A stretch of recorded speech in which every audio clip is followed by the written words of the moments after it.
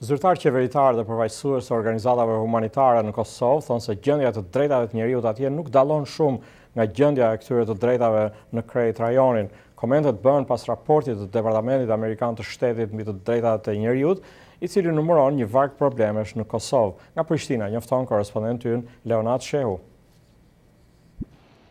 Përfaqësues qeveritar dhe të organizatave humanitare në Kosovë thanë se gjendja e të drejtave të njerëzit në vend nuk dallon shumë nga gjendja e këtyre të drejtave në të rajonin.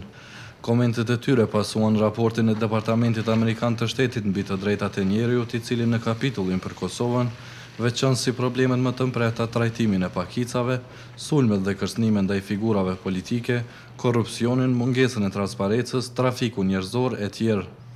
Qeveria e Kosovës i ka cilësuar vërejtjet e tilla si përparësi të punës së saj. Zëvendës kryeministri Haridin Kuqi tha se raporti është një vlerësim real, duke dhënë theksin në përpjekjet e institucioneve për përmirësimin e gjendjes në fushën e vendosjes së rendit e ligjit dhe luftës kundër krimit të organizuar dhe korrupsionit. Ne kemi bërë disa aktivitete për luftën kundër korrupsionit dhe krimit të organizuar, kemi treguar vullnetin politik, kemi krijuar infrastrukturën e domosdoshme legale, po dhe të buxhetore, kemi ndërtuar mekanizma adekuat, qoftë kuptimin e strategjive, po dhe të mekanizmeve brenda institucioneve të policisë. Ajo që duhet të them që edhe në mekanizmat e drejtësisë, që sistemi pavarur, ka nevojë për një efektivitet dhe efikasitet më të lartë. Shprehim një besim të madh edhe për prezencën e EULEX në Kosovë, nga se kemi pasur një status quo në këtë drejtim, do të thënë nga ana UNMIK-ut, sidomos viteve të fundit, dhe besojmë një bashkëpunim dhe një përqendrim më të lartë të gjithëve në Kosovë do të ngrisim këtë nivel. Bexhet Shala nga Këshilli për mbrojtjen e të drejtave dhe lirive të njerëzit thotë se Kosova është pjesë e mozaikut rajonal.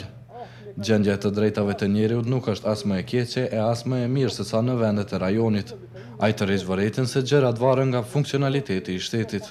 Dhe Kosova është një situatë pak më ndryshe, se e kemi një tash kushtimisht demokraci shumë të vërisht, Kosova është në fillimin e ndërtimit të shtetit, Kosova nuk është ende shtet i pavarur së rënë në tërësi sigurisë të shtetit e tjera, dhe nuk është në gjendje të krijojë mekanizmat për mbrojtje të drejtave të njerëzit, domthonë nuk është në gjendje të marrë përgjegjësi të plota, me që ju e dini që këtu ende janë shumë aktiv EULEX, sidomos UNMIK-u dhe institucionet paralele të Serbisë.